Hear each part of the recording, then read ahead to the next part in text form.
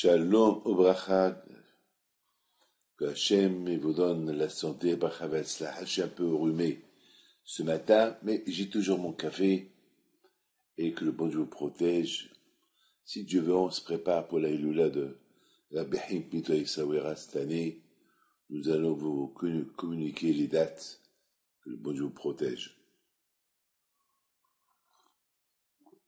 La paracha de Bil'am, c'est une paracha spectaculaire. Elle nous parle d'un monsieur, prophète, était un grand prophète, et tout son désir, c'était maudire les Juifs, les anéantir. C'est ce qu'on appelle l'antisémitisme, la haine gratuite. Il avait la force de la bouche.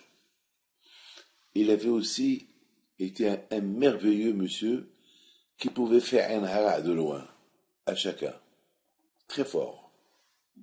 Il s'appelle Bil'am. Et Hakadosh Baruch Hu, il lui a dit, tu fais attention, tu insultes pas les Juifs.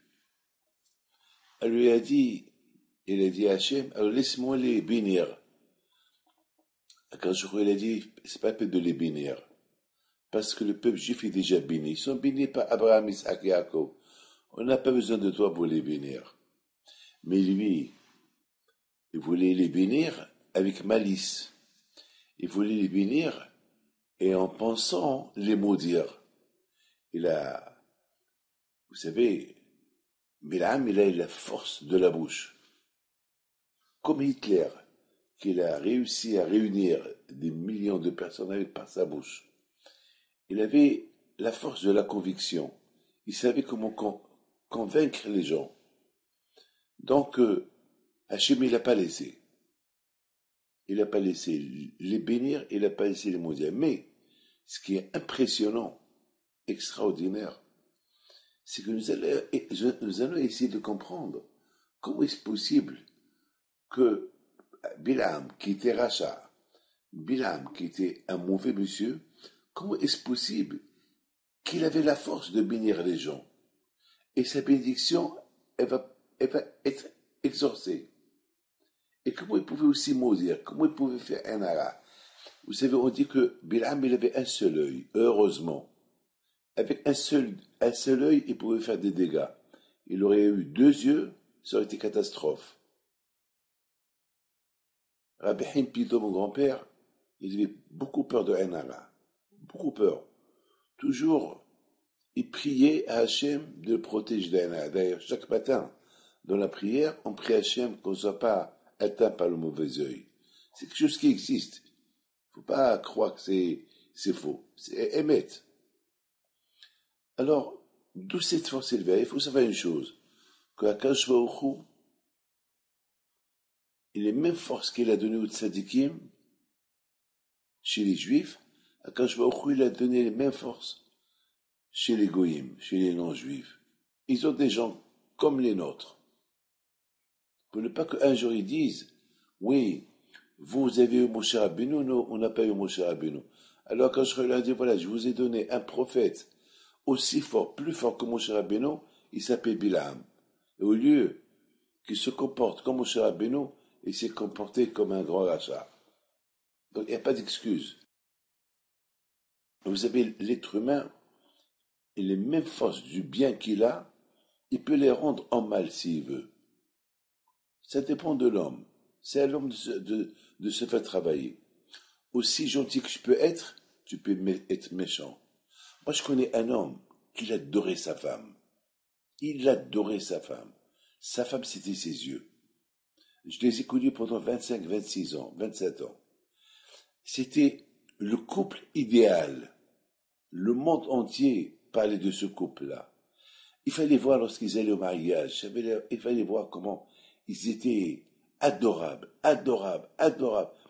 On disait, à tel point que les mamans, ils priaient Dieu qu'ils trouvent pour leur fille un garçon comme ce garçon-là. Et les gens ils disaient, pourvu qu'on trouve une fille comme cette fille-là. Quel couple! Ben, mais je les connais. Je les connais très bien, puis je les connais. C'était du merveille. Leicester, on dirait, Ainara, il est entré en eux. Ou peut-être pas Ainara. Peut-être, ils ont changé de goût. Ils sont devenus des ennemis. Petit à petit, jusqu'à la fin, ils ont divorcé. Et en ce moment que je vous parle, ils sont en pleine guerre. C'est inimaginable. J'ai essayé de tempérer les choses. J'ai pas réussi. Mais il fallait voir qu'est-ce qu'elle dit sur lui. Et sur lui, ce qu'il dit. J'aurais dit, mais attends, mais c'est pas possible. Alors vous avez vécu comment? Ben, c'est comme ça. L'homme, il peut changer. L'être humain peut changer. Mes amis, combien on doit dire merci à Kadosh Baruch Hu qu'on avait un homme comme Bilam qui était capable de maudire et faire du mal avec sa bouche, avec ses yeux, au peuple juif, et à Kadosh Baruch Hu, il l'a empêché. Et d'ailleurs, c'est la raison pourquoi, c'est une mitzvah chaque jour, dans nos prières, on se rappelle ce qui était, on doit se rappeler ce qu'il était Bilam. Qu'est-ce qu'il a voulu nous faire? Et grâce à Dieu, Hachem, il ne l'a pas laissé nous insulter, nous maudire. Mes amis, sachez une chose, qu'il n'y a pas une génération, qu'il n'y a pas des gens comme Bilam, qui veulent faire du mal au peuple juif. Et Akadosh Baruch Hu nous protège. Mes amis, que le bon Dieu vous donne la santé, et que le bon Dieu vous protège des gens comme Bilam, qu'on ne connaît pas. Les Bilam, on ne les connaît pas. Mais il y en a. Vous savez que Bilam,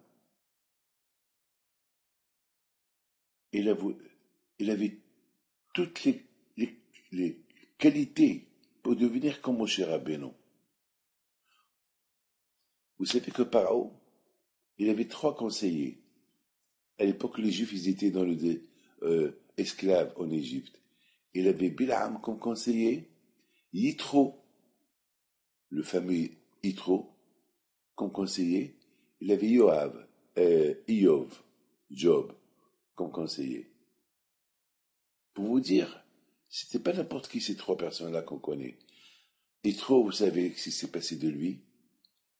Il est devenu juif. Il a donné sa fille à Moshe Rabbeinu.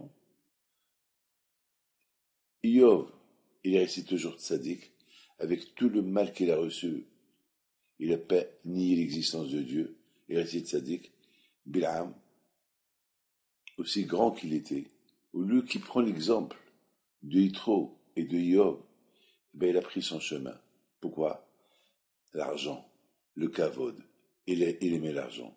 Il aimait le kavod. Que le bon Dieu vous protège. Amen.